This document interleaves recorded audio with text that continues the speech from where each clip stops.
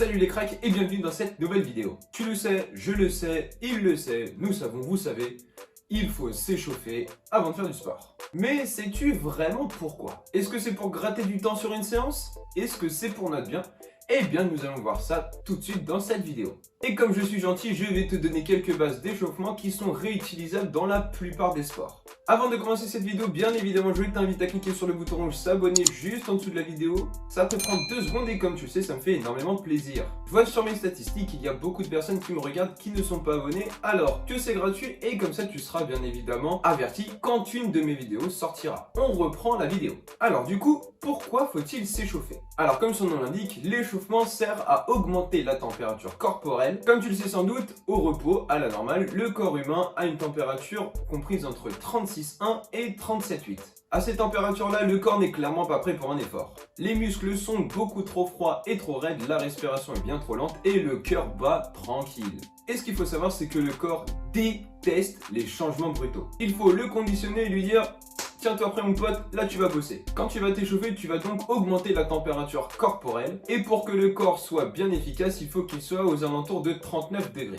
À cette température-là, le corps est en alerte et il va tout mettre en œuvre pour se sentir bien. Et donc c'est pour cette raison que l'on s'échauffe plus longtemps en hiver qu'en été, car pour augmenter la température jusqu'à 39, c'est plus compliqué. Avec le froid, tu l'auras compris. Au niveau musculaire, tes muscles vont venir s'assouplir et s'étirer tranquillement pour pouvoir assumer l'effort intense qu'il va y avoir. Les réactions chimiques au niveau musculaire sont bien meilleures. Je parle dans notre cas de la transformation des graisses et des glucides en énergie. Au niveau du système nerveux, les informations passeront beaucoup mieux lorsque le corps est chaud.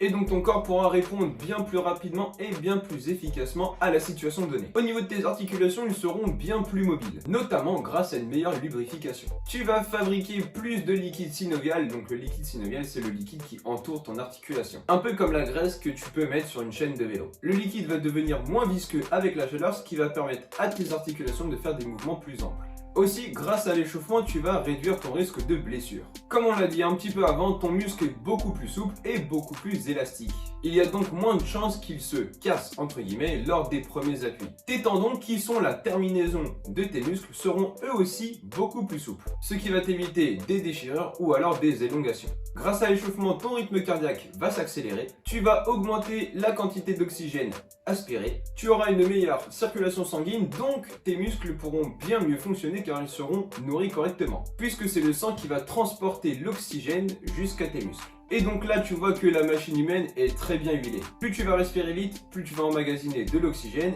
et ton cœur va donc battre plus vite pour amener l'oxygène via le sang jusqu'à tes muscles. Alors pour parler un petit peu pratique, il y a 2 types d'échauffements. Les échauffements cardiovasculaires et les échauffements articulaires. On commence toujours, et c'est logique, par un échauffement cardiovasculaire pour augmenter la température corporelle. Là, c'est au ressenti de chacun, mais un footing de 8-10 minutes, c'est déjà très bien pour commencer à chauffer le corps. Ensuite, tu vas faire un échauffement articulaire pour tout ce qui est mobilité articulaire et ce qu'on a vu avant, etc.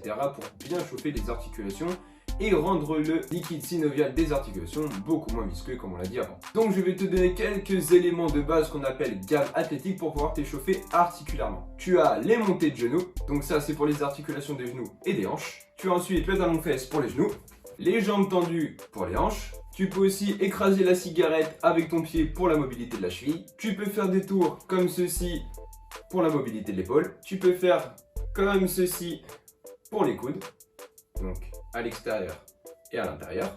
Tu peux t'échauffer aussi les poignets comme ceci. Et surtout, n'oublie pas la nuque en la tournant d'un côté et de l'autre.